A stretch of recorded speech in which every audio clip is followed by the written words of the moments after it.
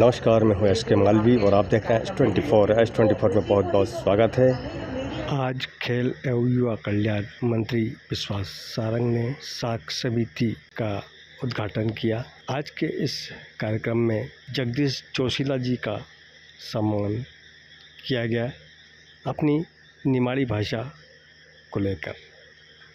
आइए जानते हैं सचिन यादव से क्या कहते हैं इस पूरे कार्यक्रम को लेकर, और उसके बाद हम बात कराएंगे जगदीश जोशीला जी से।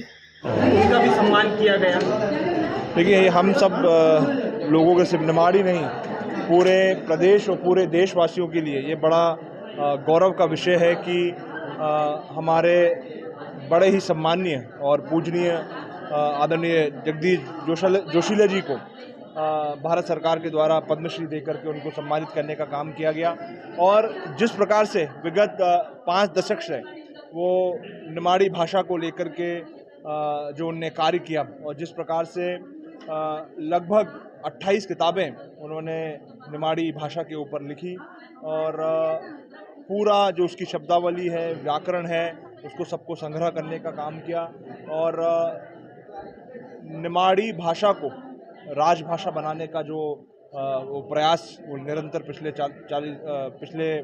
5 दशक से कर रहे हैं, मैं समझता हूं कि ये उनकी तपस्या थी, उनका परिश्रम था, उसी का परिणाम जो है आज हमको देखने को मिला। और उन्हें पद्मश्री से जो सम्मानित किया गया, ये निश्चित रूप से हम सबके लिए बड़ा हर्ष और बड़ा गौरव का विषय पूरे प्रदेश और देशवासियों और विशेष रूप से हमने बाढ़वासियों के लिए। किस प्रकार से देखते हैं इसको? देखिए, ये निमाड़ी पहली बार इस राष्ट्रीय स्तर पर चर्चा का और पहचान का विषय बनी हमें पद्मश्री देने को लेकर। इसलिए मैं यह अपना पद्मश्री का पुरस्कार पूर्णतया संपूर्ण निमाड़ की जनता को समर्पित करता हूं, और अपेक्षा करता हूं कि कम से कम वो अपने अधिकारों के प्रति सक्रिय होकर निमाड़ी को राजभाषा की मान्यता दिलवाने में अपना अमूल्य सहयोग दें। नए युवाओं के लिए क्या संदेश देना चाहेंगे जो संस्कृति से दूर भागते हैं?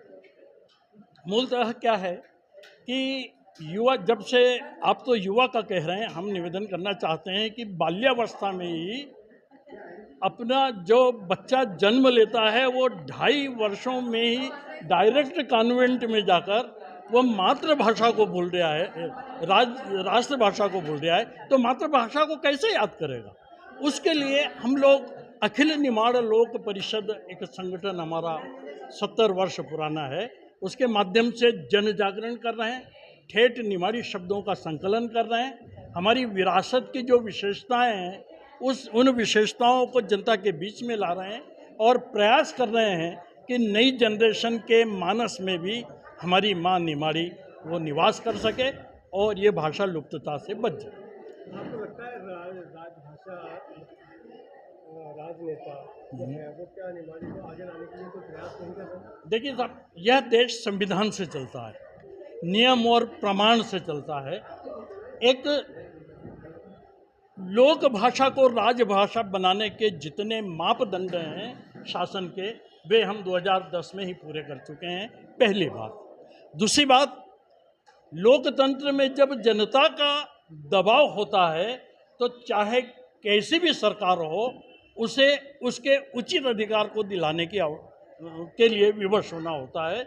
और भारतीय संविधान के अनुच्छेद, 2 अनुच्छेदों का मैं निवेदन करना चाहूँगा।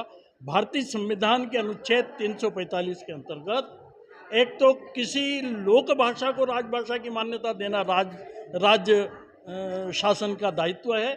वह यदि उसमें उदासीन है और उस क्षेत्र की लोक भाषा बोलने वाले क्षेत्र की बहुमत जनता यदि आवेदन करती है तो राष्ट्रपति उससे यदि संतुष्ट हो जाते हैं तो वो उस प्रदेश में अथवा उस प्रदेश के उस भाग में जहाँ पर वो लोक भाषा बोली जाती है उसे वो राजभाषा की मान्यता दे सकते हैं। जैसा कि आज पद्मश्री जगदीश जोशीला जी का सम्मान किया गया है, साथ ही निमाड़ी भाषा को लेके बड़ी विस्तृत चर्चा हुई। और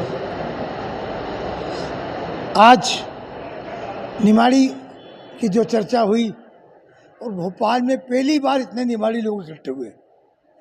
और जगदीश जोशीला जी, वो मेरा घर, एक गांव में हम एक घर के लोग हैं। तो मेरे बड़ी फक्र की बात है कि मेरे गांव के, मेरे पड़ोसी, मेरे भाई को जो है ये इतना बड़ा सम्मान मिला है। ये सम्मान निमाड़ का सम्मान है, तो इसलिए सब लोग आज इकट्ठे हुए। और निमाड़ी की बात तो होनी चाहिए, निमाड़ को उसका हक भी मिलना चाहिए, निमाड़ संभाग बनना चाहिए, इसलिए भी जो है आज बात उठी है। और आज ये हमारी समिति का भी आपने देखा कि सहयोग साख समिति बनी। 8 तारीख को 1 बजे ऑनलाइन आवेदन किया। जैसा कि लोग कहते हैं कि विश्वास सारंग के आने से क्या हुआ, विश्वास सारंग के आने से ये हुआ कि जो पंजीयन 3-3 महीने नहीं होते थे, वो पंजीयन 3 घंटे में बगैर वहाँ जाए, ना उनके ऑफिस जाना पड़ा, DRK न किसी, और पंजीयन हो गया। और सारे काम इतनी तेज़ी से हो रहे हैं विश्वास सारंग के, जब से आए विश्वास सारंग जी, तब से इतना अच्छा काम हो रहा है कोऑपरेटिव का कि हमने ये समिति बनाई है। और आने वाले 2 साल में इस समिति का नाम मध्य प्रदेश में स्वर्ण अक्षरों में लिखा जाएगा। राजभाषा बनाने को लेकर के भी आपने अपील की है। राजभाषा इसलिए बनना चाहिए कि निमाड़, निमाड़ मतलब बुरहानपुर, निमाड़ मतलब खंडवा, निमाड़ मतलब हरसूद, निमाड़ मतलब हरदा, निमाड़ मतलब खरगोन, निमाड़ मतलब बड़वानी, और निमाड़ मतलब धार, और निमाड़ मतलब अलीराजपुर। इतने ज़िले हैं और 1,50,00,000 लोग हैं। तो ऐसे लोगों को इतना बड़े इलाके में जो है उसकी राजभाषा निमाड़ होना चाहिए, ये हमारी मांग है। और इसके लिए हम माननीय मंत्री जी से भी प्रार्थना करेंगे। नमस्कार, आज के लिए इतना ही। हम मिलेंगे कल फिर एक बड़ी खबर के साथ। हमारे चैनल को लाइक, शेयर और सब्सक्राइब कीजिए ताकि आप तक खबरें पहुंचती रहे। नमस्कार।